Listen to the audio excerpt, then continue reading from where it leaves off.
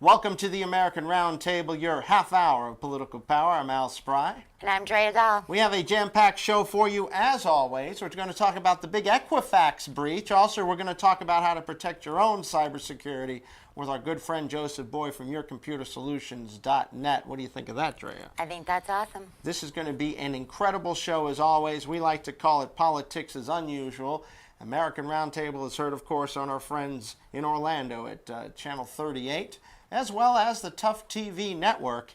And additionally, if you want to find out more about American Roundtable, we invite you to our Facebook page at facebook.com/USA Roundtable. That's facebook.com/USA Roundtable. Are you ready, Drea Doll? I'm ready. Are you ready to take this ship into the stratosphere? Let's do this. There's all kinds of things that we have to talk about today, and we so appreciate you joining us here every week on American Roundtable. Welcome back to the American Roundtable. Well, let's talk about the story that's on a lot of people's minds, which is the Equifax breach that happened just a few weeks ago. We're talking about, Drea Doll, half the country was affected. I put my name and my social in and stuff, and guess what? I was one of the people that was affected by this breach. So let me tell you, this was a huge breach. Why this was allowed to happen at one of the 3 reporting agencies, which is supposed to have the top security, we're going to talk about that in a little bit with Joseph Boy, our friend from yourcomputersolutions.net. But in the meantime, let's take a look at this angle. There's some executives, 3 to be exact, who decided that before the information was released, this is according to the story here that I have from Newser, that they were going to sell their shares, about 35% $2 million worth of shares in Equifax before the news broke. To me, that sounds like insider trading. What does it sound like to you, Drea? It sounds like they knew something, and it took them a while to tell people. It did take them a while, so let's take a look at this. It's a September 7th. Let's take a look at September 7th. Shares of the company's stock since that date have fallen 35%. At the center of the investigation are the following people: CFO, Chairman Financial, John Gamble, one of the big shots; Joseph Loughran, Loughran, who is a company president of U.S. Information Solutions; and Rodolfo Ploder, who is president of Workforce Solutions. These guys are way up in Equifax. Although Equifax has insisted the execs had, quote, no knowledge that an intrusion had occurred, unquote, before they sold off their shares. Per USA Today, Bloomberg noted that regulatory filings didn't suggest that the sales were included in any pre-scheduled trading arrangements, Drea Doll. So this tells me the fact that these shares took place on August 1st and August 2nd. The breach was discovered July 29th. The problem is that the public wasn't told about this until quite a while after that. It looks pretty damning. They were holding on to the information so they could arrange their sale. What do you think should happen to them? Same thing that happened to Martha Stewart. Jail, baby. We suggest jail here on American Roundtable. Anybody that wants to make money like that, insider trading, well, it's un-American. It's greedy. It's nasty. And I'm PO'd just because I was one of the guys that got my information sold and stolen. But we'll have more on that. And next, we'll be talking with Joseph Boy about it and about your computer security right after this on American Roundtable. Welcome back to the American Roundtable. I'm Al Spry. I have a very special guest here with us, and it is Joseph Boy. Joe is with yourcomputersolutions.net. He is a computer expert and also a cybersecurity expert. And because we were talking about Equifax, I figured he'd be a great guest to bring on today's show. So, Joe, welcome to the American Roundtable. Thank you, Al. It's great to have you here. First, tell us a little bit about you and how you developed your love for computers and how you're able to help millions of people. Well, currently I run a full-service computer firm that works with people in the Orlando and Central Florida area, keeping their machines running smoothly for small networks and small businesses and individuals. And our goal is making sure that people are safe, they know what they're doing, and they're happy with what they want the computer to do for them. Yeah, this is great, and you got into the line of cybersecurity. How you, because you really know a lot about it, and of course we've spoken previously about this subject. So I've had a passion for computers and security ever since I was 12, and literally riding down a bicycle down Orlando, fixing people's computers and learning about mistakes and how other people have found ways to hurt other people through the computer.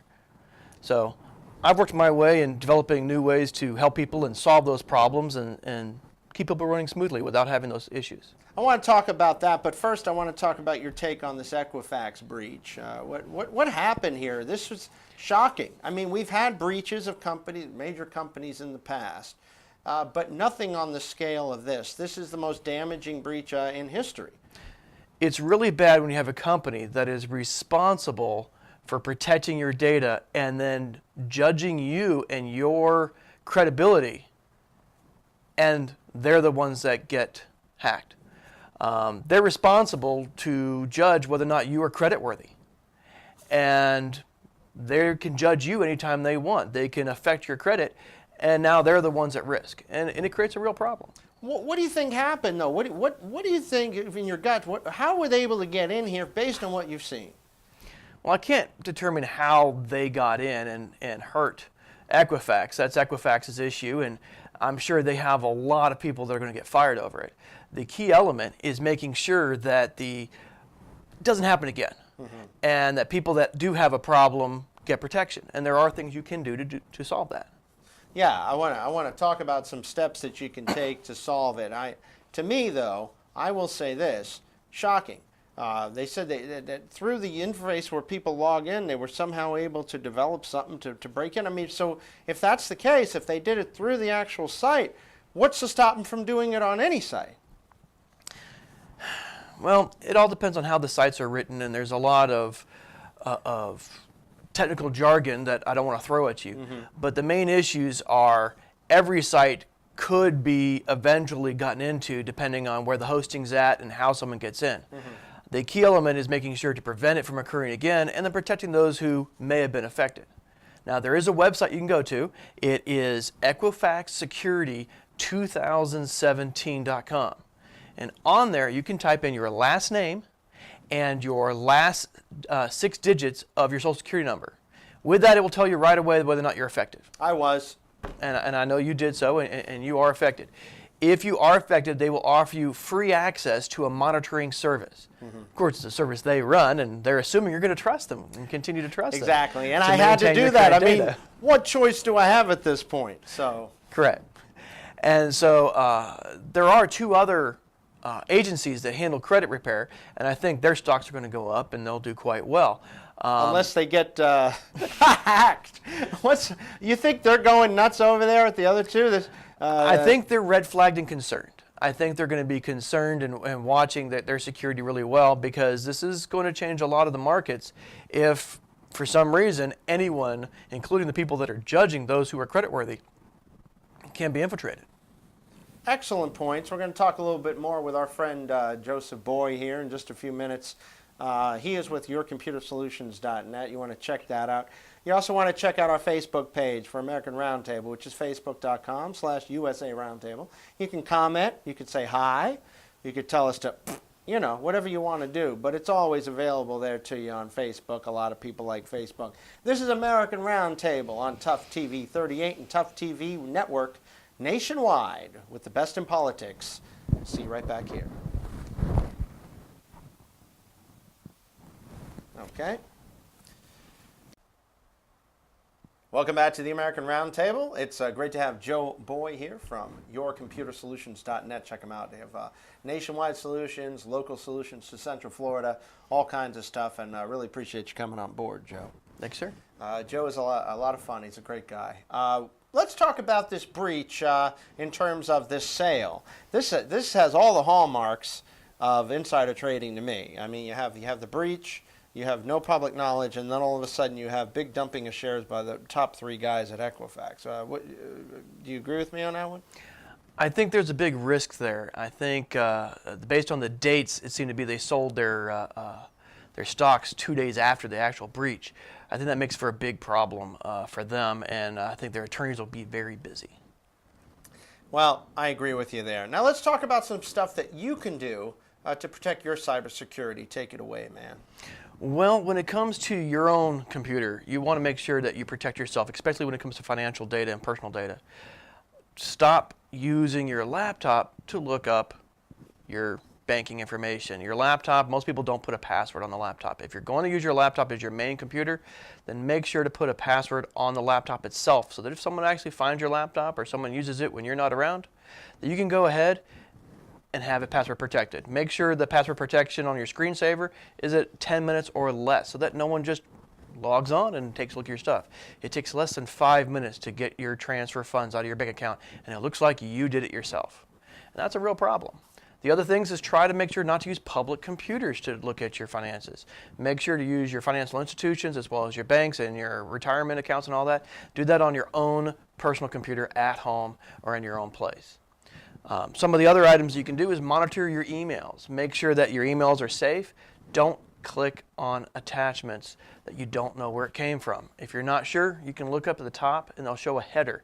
That header will have the name of someone that you know, but the email address will not match the person that you know. They'll have like a UK or an ED or another ending. And if you see something that looks slightly odd, then don't open any of the links.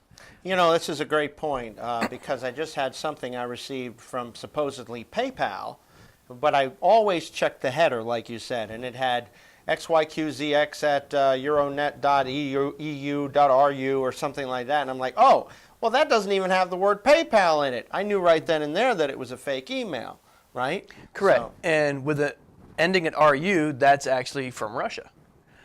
You can actually pretty tell where some of this stuff is coming from. We actually get a lot from Russia. We get some from Albania. We get a lot are now coming from North Korea. China too, right? We get some from China, but most are coming from right now North Korea. I'm noticing a large trend of Russian and North Korea attacks, for lack of better terminology. And they're using names that are coming out of your list. Now, the question is, how do they get your name and the names of your friends initially? And that's usually through malware, and that comes off of advertisers on sites you go to.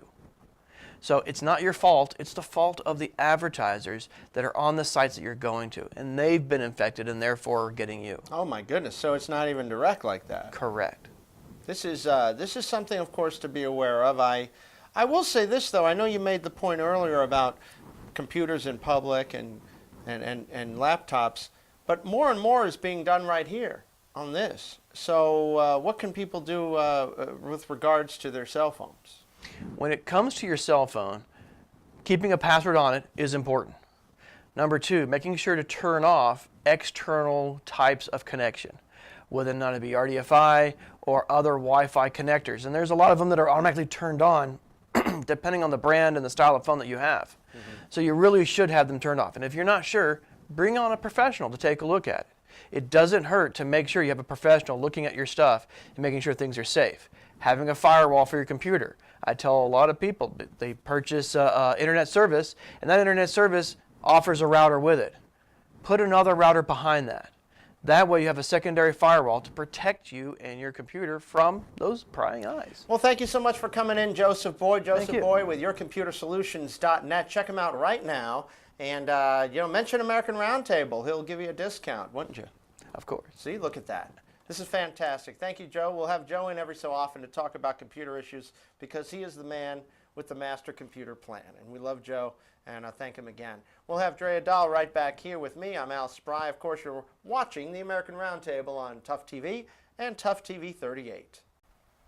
Welcome back to the American Roundtable. So happy to have you with us. Some interesting information I would suggest to you, Drea Dalla, from our friend Joseph Boyer, wouldn't you say? Yes, definitely. What is your take on this? Have you checked to see if your name was listed on the I have on the not list? looked yet because I get it hacked enough in my own right, so I just assume it probably is. Yeah, I got you, man. You and me both. Well, let's take a look from the Equifax scandal to this next thing, which I don't know about you, but this has me quite distressed. There's a new real estate game, I guess you're going to call it a scam, that investors are playing with poor people and people that maybe are just trying to get their first home. And I don't like this kind of stuff. It's not nice. It's not Christian. It's just scummy. It's a story according to the New Republic. It quotes a new era of real estate speculation in the U.S., one that's taking a depressing toll on poor neighborhoods across the country. What's happening here? Well, we had the housing bust of '08, which left a glut of abandoned properties. And the simplicity of buying online. You can buy property online. So you take these two and you combine them together. Well, it's not pretty. Investors are scooping up dilapidated houses through online tax services. They're then maybe $5,000 range. They don't do anything in terms of renovating them. And then they flip them, try to sell them to unsophisticated, buyers who are maybe not that smart in these matters for a profit.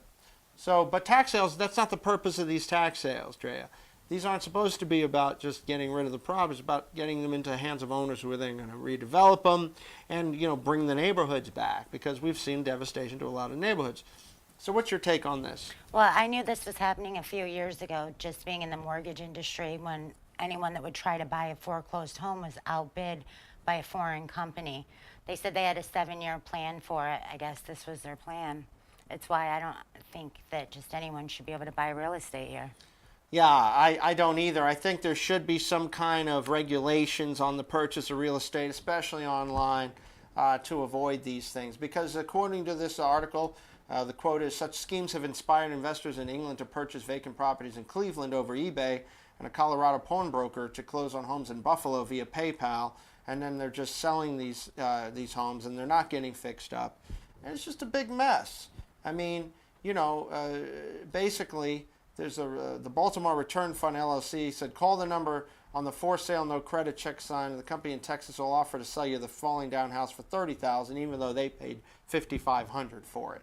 And you know what? They trace it back to a Houston millionaire who seems to have mastered the formula. So this guy had all the money in the world, but it's still not enough. He has to take advantage of people. We're not for it. This is American Roundtable.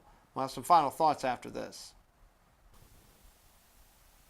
Welcome back to the American Roundtable. Some final thoughts for you.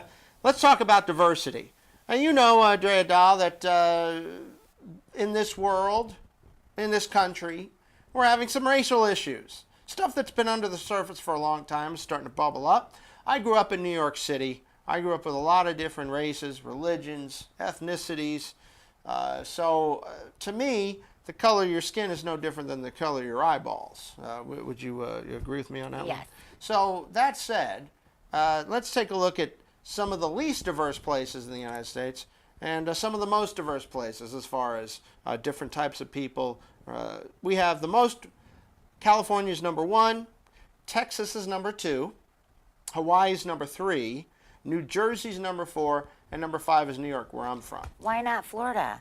Oh, they're probably in the top 10. I mean, we're a pretty diverse state here in Florida. Now let's take a look at some of the least diverse states. We have number 5 is Montana. Not much out there anyway. Cows and white guys, I think. New Hampshire's number 4. Vermont, number 3. Not a very diverse place, Vermont. Maine, number 2. That's just a lot of older folks. Not a lot of people move to Maine. And then West Virginia's number 1. I actually have a couple of friends who own a small hotel in a little town in West Virginia. It's because they're all related. Is that what it is? Yeah. Well, not a lot of... I think that what we're seeing, if you look at those two lists, is the following. The more diverse states are the ones that have more people moving to them from other places, like New York, like California. You could throw Florida in there too, and Texas. The least would be the places that are kind of dying, right? They're kind of, and I don't mean that in a bad way. If you live in one of those states... The most diverse, you can get to all of them from water. But right. The ones are with the water, and the other, well, Maine's near the water, but the other ones are more dying in terms of, a lot of terms of population growth. So you have West Virginia, not a lot of people moving there. Maine, not a lot of people moving there. Vermont, definitely not a lot of people moving to Vermont. I mean, they have ice cream and cows. New Hampshire, they have a really good, I used to go to New Hampshire. I don't think they have a sales tax on They don't income. have a lot of people in any of these clothing. states, though, either. And you're right, not a lot of population. So I just thought it was an interesting kind of taking a look at where the more diverse places are and where the least diverse places. I think diversity is a good thing. I think that people, when they're exposed to people that are of other religions and other races, As long as they're legal. exactly, then they, and even if not, I mean, if they're not hurting nobody, you know. No. You know where They're a lot of, hurting you. do you know where a lot of illegal You have to people pay come for from? them. People from Europe that overstay their visas. They should go, too. This is the American Roundtable. I'm Al Spry. I'm Drea Dahl. And I'll tell you something. We want you to keep it real. Keep it tough. See ya. Bye.